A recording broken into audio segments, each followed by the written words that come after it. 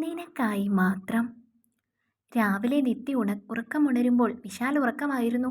അവൾ അവനെ ഒന്ന് നോക്കി. അവൻ ഒന്നുകൂടെ സുന്ദരനായതായി അവൾക്ക് തോന്നി. പിന്നീട് അവൾ പോയി കുളിച്ച് ഒരു ബ്ലൂ ചുരിദാറുമിട്ട് അടുക്കളയിലേക്ക് ചെന്നു. അവൾ ചെല്ലുമ്പോൾ അമ്മ ചായ ഉണ്ടാക്കുകയായിരുന്നു. മോള് രാവിലെ കുളിയൊക്കെ കഴിഞ്ഞോ? ഈറൻ മുടിയിൽ അവളെ കെട്ടിവെച്ച തോർത്തു നോക്കി അവര് പറഞ്ഞു. കഴിഞ്ഞു അമ്മേ. എന്തിനാ ഇത്ര നേരത്തെ എഴുന്നേറ്റ് കുളിച്ചത്? ഇവിടുത്തെ വെള്ളം പിടിക്കുമെന്ന് അറിയില്ലല്ലോ.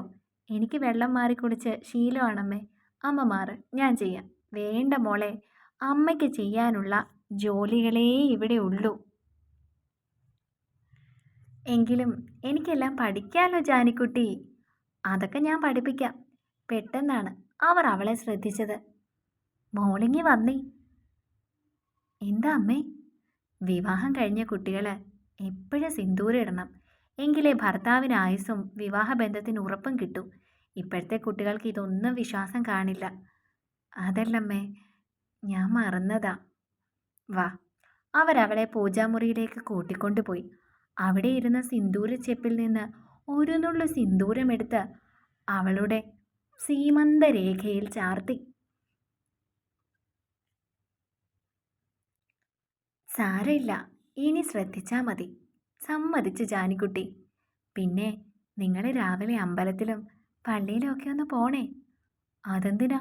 അമ്പലത്തിലും പള്ളിയിലും എവിടെയെങ്കിലും ഒരിടത്ത് പോയാൽ പോരെ? രണ്ടിടത്തും പോണം. മോള് പോയി അവന് ചായ കൊടുത്ത് മോളും കുടിക്ക്.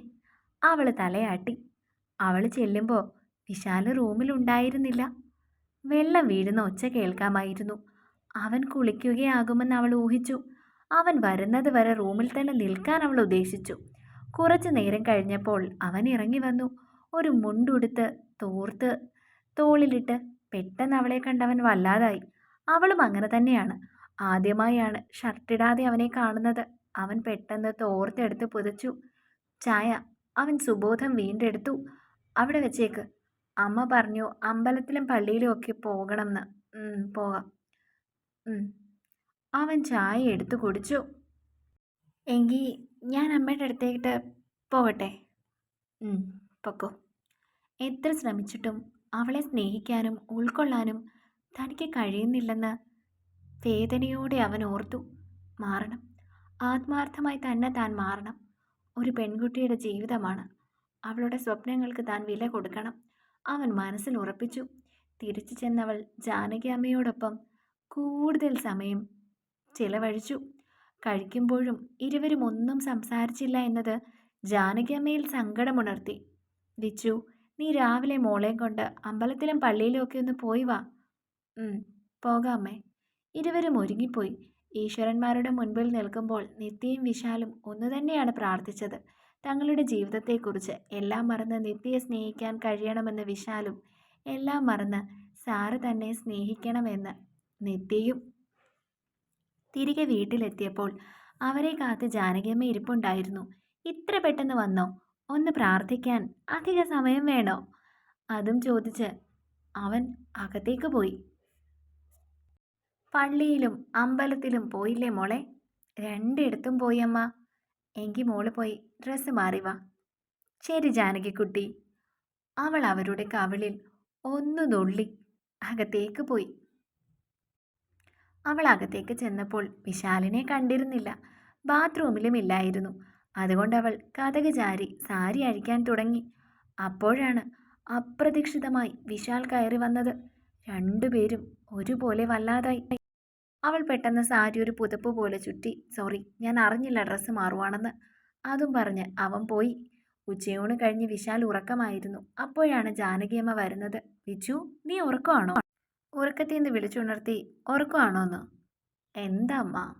നീ എഴുന്നേറ്റ് കുളിച്ച് റെഡിയായി ഒന്ന് ആ കുട്ടിയും കൊണ്ട് പുറത്തൊക്കെ പോയേ. പുറത്ത് എവിടെ പോവാനാ? നീ പുറത്തൊക്കെ ഒന്ന് പോടാ. പാവം പകല് മുഴുവൻ എന്നെ ചുറ്റിപ്പറ്റി നിൽക്കായിരുന്നു. ശരി. അവരുടെ നിർബന്ധത്തിന് വഴങ്ങി അവൻ കുളിക്കാനായി പോയി. മോളെ. എന്താ അമ്മേ? മോള് പോയി റെഡിയായിക്കേ. അവൻ പുറത്തൊക്കെ ഒന്ന് കൊണ്ടുപോയി വരും. അവൾ വിശ്വാസം വരാത്ത പോലെ അവരെ നോക്കി. എന്നിട്ട് റെഡിയാകാനായി പോയി. കൽപ്പാത്തി പുഴയുടെ തീരങ്ങളിൽ നിൽക്കുമ്പോൾ ഒരു കൊച്ചു കുഞ്ഞിൻ്റെ മനസ്സായിരുന്നു അവൾക്ക്. കൽപ്പാത്തി പുഴയെക്കുറിച്ച് കേട്ടിട്ടുണ്ടെങ്കിലും കാണുന്നത് ആദ്യമാണ്. അവൾ ഒരു കൊച്ചു കുഞ്ഞിനെ പോലെ സസൂക്ഷ്മം വീക്ഷിച്ചു. നിത്യ, എന്താ സർ? തനിക്കിപ്പോൾ തോന്നുന്നുണ്ടായിരുന്നോ ഈ വിവാഹം വേണ്ടിയിരുന്നില്ലെന്ന്? ഇല്ല സർ, എനിക്കൊരിക്കലും അങ്ങനെ തോന്നിയില്ല. സാറിന് എന്നോടുള്ള മനോഭാവം അധികം വൈകാതെ തന്നെ മാറും. എനിക്ക് സാറിനോട് ഒരു കാര്യം പറയാനുണ്ട്. തിരക്കൊക്കെ ഒഴിഞ്ഞ് പറയാമെന്നാണ് വിചാരിച്ചത്. പക്ഷേ ഈ സിറ്റുവേഷനാണ് പറയാൻ നല്ലതെന്ന് തോന്നുന്നു. എന്താണ്? എനിക്ക് 8ൽ പഠിക്കുമ്പോൾ ഒരു ആക്സിഡൻറ്റ് നടന്നിട്ടുണ്ട്. ആക്സിഡൻറ്റിൽ എൻ്റെ കാഴ്ചശക്തി പൂർണ്ണമായി നഷ്ടപ്പെട്ടു. അതിനുശേഷം കണ്ണ് ട്രാൻസ്പ്ലാന്റേഷൻ ചെയ്യുകയായിരുന്നു. ഇവിടെ പാലക്കാട് വെച്ചാണ് എനിക്ക് ആക്സിഡൻ്റ് ഉണ്ടായത്. ഇതെന്താ ഇപ്പോൾ പറയാൻ? നമ്മുടെ വിവാഹം ഉറപ്പിച്ചപ്പോൾ മുതൽ ഇന്ന് വരെ ഞാൻ തുടർച്ചയായൊരു സ്വപ്നം കാണുന്നു. അതിൽ എൻ്റെ ആക്സിഡൻ്റ് ആയിരുന്നു. പിന്നീട് സാറിൻ്റെ വീടും ആദ്യമായി വീട് കണ്ടപ്പോൾ ഞാൻ ശരിക്കും ഞെട്ടി. ആക്സിഡൻറ്റും തമ്മിൽ എന്തോ ഒരു ലിങ്ക് ഉള്ളതുപോലെ ഉണ്ട് നിത്യ. തൻ്റെ കണ്ണുകളുടെ ഉടമ അമൃതയാണ് സാർ. അവൾ വിശ്വാസം വരാതെ അവനെ നോക്കി. തുടർന്ന് അവൻ അറിഞ്ഞ സത്യങ്ങളെല്ലാം അവളോട് പറഞ്ഞു. അപ്പോൾ സാർ അത് അറിഞ്ഞുകൊണ്ടാണ് ഈ വിവാഹത്തിന് സമ്മതിച്ചത് അല്ലേ? അല്ല നിത്യ, ഞാൻ സമ്മതിച്ചു കഴിഞ്ഞാണ് ഇതൊക്കെ അറിഞ്ഞത്. ശരിക്കും? സത്യം. ഞാൻ നിന്നെ വിവാഹം കഴിക്കാൻ തീരുമാനിച്ചു കഴിഞ്ഞാണ് എല്ലാം അറിയുന്നത്. അറിഞ്ഞപ്പോൾ ചെറിയൊരു സന്തോഷം ഉണ്ടായി എന്നുള്ളത് സത്യമാണ്. അറിഞ്ഞിട്ടാണ് സാറ് വിവാഹത്തിന് സമ്മതിച്ചതെങ്കിൽ എനിക്കത് സഹിക്കാൻ പറ്റുമായിരുന്നില്ല. അതെന്താ? അങ്ങനെയായിരുന്നേൽ അമൃതയോടുള്ള സ്നേഹം കൊണ്ട് മാത്രമാണ് സാർ ഇതിന് സമ്മതിച്ചതെന്ന് ഞാൻ വിശ്വസിച്ചേനെ. ഇതിപ്പോൾ എന്നോട് സ്നേഹം ഉള്ളതുകൊണ്ടല്ലേ? അവൻ ചിരിച്ചു. സാർ, സാറിന് എന്നോട് കുറച്ച് പോലും സ്നേഹമില്ലേ? നമുക്ക് പോവാൻ നിത്യ, മഴ വരുന്നു. വൈകിട്ട് കിടക്കാൻ നേരമായിരുന്നു.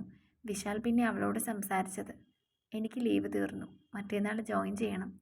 ഞാൻ നാളെ വൈകുന്നേരം പോവും. താൻ എൻ്റെ കൂടെ വരുന്നോ അതോ വീട്ടിൽ പോകുന്നോ? ഞാൻ കൂടെ വരാം. എൻ്റെ ലീവ് ക്യാൻസൽ ചെയ്യാം. ഞാൻ ഫ്ലാറ്റിൽ തന്നെ നിന്നോട്ടെ. എനിക്ക് നല്ലൊരു വാടക വീടുണ്ട്, അത്യാവശ്യം സൗകര്യമൊക്കെ ഉണ്ട്. താല്പര്യമില്ലെങ്കിൽ ഫ്ലാറ്റിൽ നിന്നു. അവളുടെ ചുണ്ടിൽ ഒരു ചിരിയൂറി. പിറ്റേന്ന് വൈകുന്നേരം അവർ യാത്രയായി.